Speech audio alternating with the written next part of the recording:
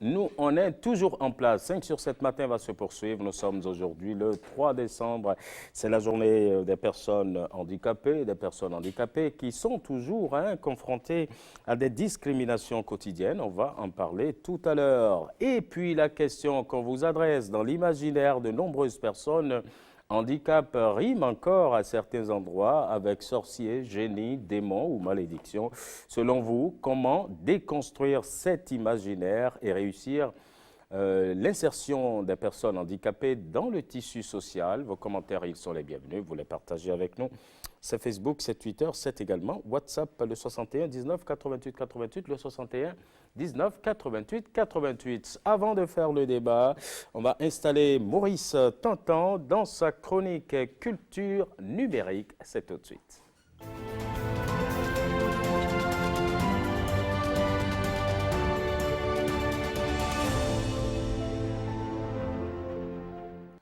Contrairement à une idée largement répandue, Internet, ce n'est pas un espace de non-droit et les réseaux sociaux ont sans doute permis à chaque individu, à vous et à moi, d'avoir une voix qui porte bien plus haut, mais tout en garantissant la liberté d'expression. Les réseaux sociaux doivent aussi prévenir les déviances. Maurice Tantan, bonjour. Bonjour, bonjour à tous et à toutes. Alors, finalement, quelles sont les limites fixées par les médias sociaux? Les limites fixées par les médias sociaux à la liberté d'expression, vous voulez dire, bien sûr. Donc, avant de répondre à cette question, revenons déjà un peu sur la notion de liberté d'expression et c'est la Déclaration universelle des droits de l'homme en son article 19 qui nous en donne la définition la plus complète, la plus originale et l'article 19 dit ceci.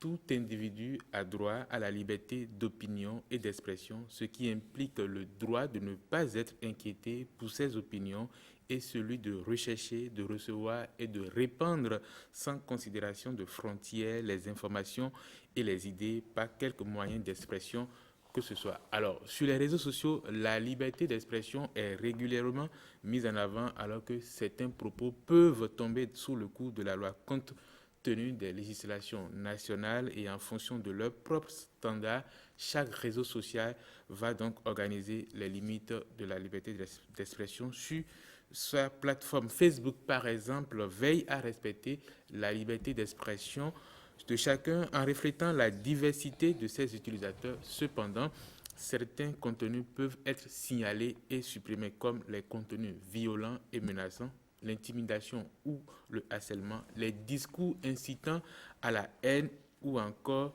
la nudité. Twitter, quant à lui, explique que les hostilités des contenus publiés ne permettent pas de pouvoir tout contrôler et donc il ne peut être tenu responsable d'un contenu offensant, inexact ou inapproprié publié aux yeux de tous. Cependant, certains contenus sont considérés comme des infractions au règlement, notamment l'usurpation de l'identité d'une personne ou d'une marque, l'utilisation non autorisée d'une marque déposée, les comportements abusifs et les menaces violentes, la vente ou la promotion de produits contrefaits ou encore l'exploitation sexuelle d'enfants.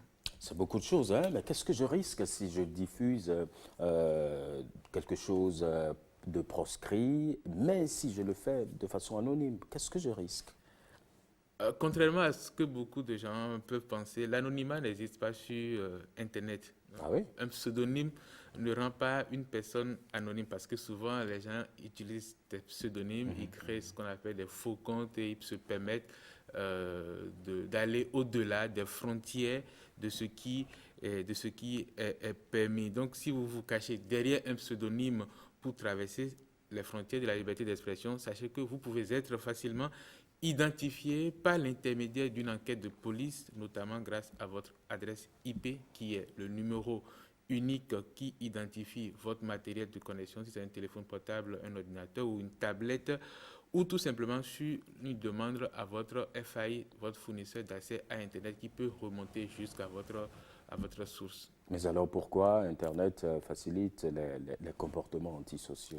C'est la question qu'on se pose souvent quand on observe l'attitude de certains utilisateurs sur les réseaux sociaux, sur Internet de façon générale, parce qu'on se rend compte qu'il y a des choses qu'on se permet en ligne qu'on n'aurait pas fait dans la vie réelle. Les possibilités que nous offrent les médias sociaux en termes de liberté d'une façon générale vont pousser donc certains utilisateurs à agir sur Internet tel qu'ils ne l'auraient pas fait dans la réalité. Selon le psychologue américain John Suller, il existe plusieurs facteurs pouvant conduire à la désinhibition en ligne. L'anonymat, par exemple, d'un pseudonyme qui est plus ou moins réel, comme je l'ai expliqué, il n'y a pas d'anonymat sur Internet, donc les gens ils pensent qu'avec un pseudonyme, ils peuvent passer inaperçus ou ils sont non identifiables.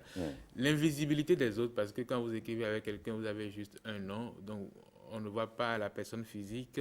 Le laps de temps entre l'envoi du message et la réception d'un feedback, parfois vous envoyez un message sans vous en rendre compte, et c'est après les feedbacks que vous vous rendez compte que ce que vous avez envoyé, c'est quand même exagéré ou bien hors de la limite. Le fait d'être seul devant son clavier, l'absence de figure d'autorité en ligne sont autant de facteurs pouvant donc conduire à ces comportements sociaux en ligne selon John Suller. Les psychologues estiment également que les signaux physiques que nous envoyons lors d'une conversation face à face, lorsque je vous parle, c'est le ton de ma voix, mes yeux, tout ça, les comportements, les mimiques, les expressions faciales permettent un ajustement social. Alors que sans ces indications, la communication en ligne est source de mauvaises interprétations et facilite donc les débordements. Ouais, ça c'est vrai.